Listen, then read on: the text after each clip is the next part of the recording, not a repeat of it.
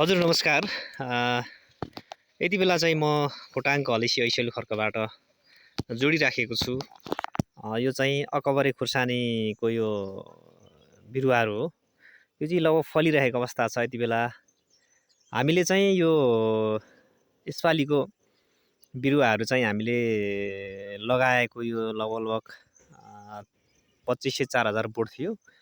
तर बिचमा धेरै झरी आएको कारणले गर्दाखेरि धेरै जस्तो चाहिँ जरा कुहिने रोगहरू आयो। ढुसी यो ड्याम्पिङ अफले गर्दाखेरि धेरै कन्ट्रोल भएन। तर यो पछिल्लो लट्कहरू फलिरहेको छ।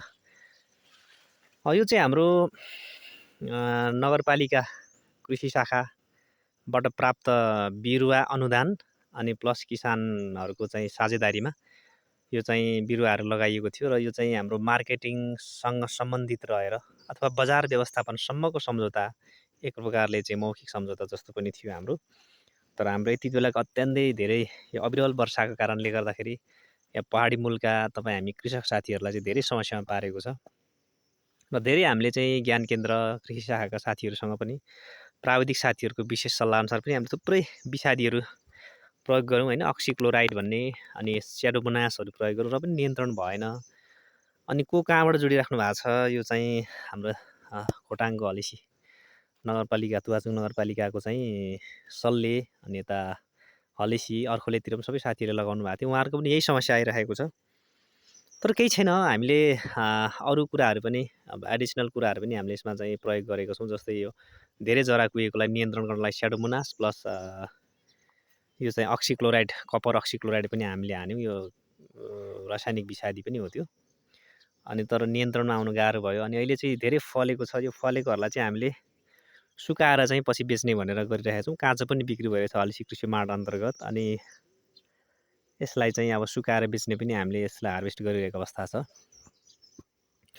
अब यो चाहिँ भोजपुरबाट ल्याएको बिरुवा भएकोले गर्दाखेरि केही चाहिँ जातहरू पनि फरक फरक देखिएको छ कि अलिकति जातहरूमा पनि केही मिसावट जस्तो छ। कुनै डल्ले कुनै चाहिँ अर्कै टाइपको पनि छ। गुलो पनि छ, कतिपय त मरिरहेको अवस्था पनि छ। त्यो छ अब हामीले सुकाएरै बेच्नुपर्छ होला भन्ने हामी लागिरहेको छ। अब कृषि व्यवसाय चाहिँ यस्तो हो जो चाहिँ अब तुरुन्तै समस्या आइसकेपछि नियन्त्रण गर्न सकिएन भने त्यसको समाधान गर्न सकिँदैन। अनि अब व्यवसायमा त धेरै कृषि व्यवसायमा सल्लाहकारहरू भेटिन्छ।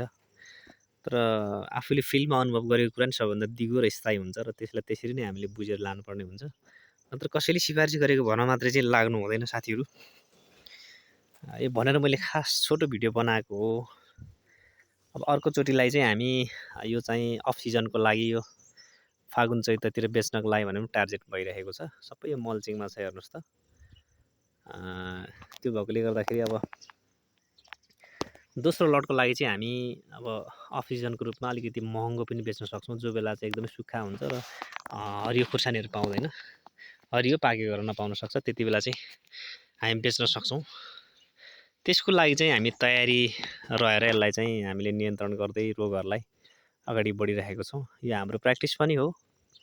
अनि हामीलाई चाहिने नगरपालिकाको हाम्रो कृषि शाखाका साथीहरूलाई हामी धन्यवाद पनि भन्छौँ। हामीलाई यो कमसेकम यो गर्नको लागि हामीले चाहिँ अलिकति भए पनि हामीले सुविधाहरू पाएका छौँ। ठिकै छ, बजार व्यवस्थापनको लागि सम्भावना भएन। यस्तो छ हेर्नुहोस् न, फलेकै देखाउनु पऱ्यो कि यसरी फलिरहेको अवस्था छ। पुरै हेर्नुहोस् त रातो भएर होइन, सबै त यसरी नै फुलिरहेको अवस्था छ, फलिरहेको अवस्था छ। हुन्छ, हामी फेरि भेटौँला। आजलाई यो भिडियो मैले गरेँ। अब योभन्दा पश्चात चाहिँ हामी दोस्रो भिडियो चाहिँ यो चाहिँ रोग नियन्त्रणको विषयमा केही आफ्नो अनुभव यसपालिको अनुभवहरूलाई म फेरि सेयर गर्नेछु। हस्, थ्याङ्क यू, धन्यवाद।